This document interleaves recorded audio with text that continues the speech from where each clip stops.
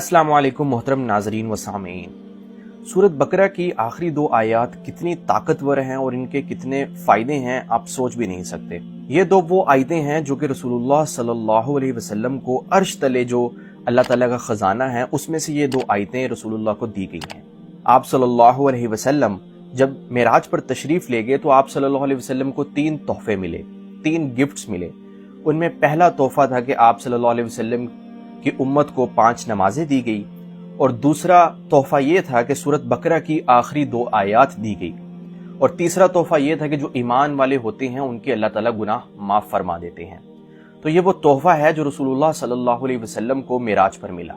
आप सल्लल्लाहु अलैहि वसल्लम ने इरशाद फरमाया, जिसका मफहूम है सूरत बकरा की आखिरी आयतें अर्श तले खजाना में से दी गई हैं जो मुझसे पहले किसी नबी को नहीं दी गई। अभी मैंने आपके सामने सूरत बकरा की आखिरी 2 आयतों की अहमियत बयान की। अब बात करते हैं इसको पढ़ने से क्या कुछ फायदे हासिल होते हैं।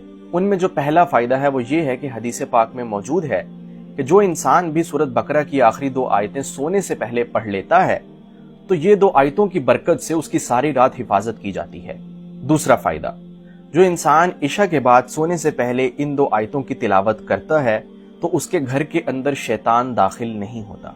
इस बात को समझिए कि शैतान जब घर में दाखिल होता है तो वो तरह तरह की लड़ाइयां करवा सकता है और आप पर अपने वसवसों के जरिए हमले कर सकता है जिससे आप गुनाहों में भी पड़ सकते हैं। इसलिए जो इंसान भी इन 2 आयतों को पढ़ता है तो शैतान उसके घर में दाखिल नहीं होता। तीसरा फायदा, जो इंसान भी सूरत बकरा की आखिरी 2 आयत की तिलावत करता है तो ये 2 आयतें उसके लिए काफी हो जाती हैं। यहाँ पर काफी हो जाने के मुहद्दिसीन ने 2 माना बयान किए हैं। एक माना ये है कि ये उसके लिए इस तरह काफी हो जाती है कि रात को उसको उठकर तहज्जुद पढ़ने की तौफीक मिल जाती है, और दूसरी ये कि ये उसको हर तरह के शर से बचाने के लिए काफी हो जाती है क्योंकि शैतान इसकी वजह से घर में दाखिल नहीं होता। चौथा फायदा, सूरत बकरा की आखिरी 2 आयतें जादू से बचने के लिए भी बहुत मुफीद हैं। इन 2 आयतों के अंदर अल्लाह ताला ने यह तासीर रखी है कि ये इंसान को जादू और आसेब और जिन्नात से भी बचाती हैं। पांचवा फायदा, इस आयत को नूर वाली आयत भी कहा जाता है। जो इंसान भी इसको पढ़ता है तो इसके हर हर्फ के बदले अल्लाह ताला उसको नूर इनायत फरमाते हैं। तो ये थे सूरत बकरा की आखिरी 2 आयत को पढ़ने के फवाइद और फजाइल।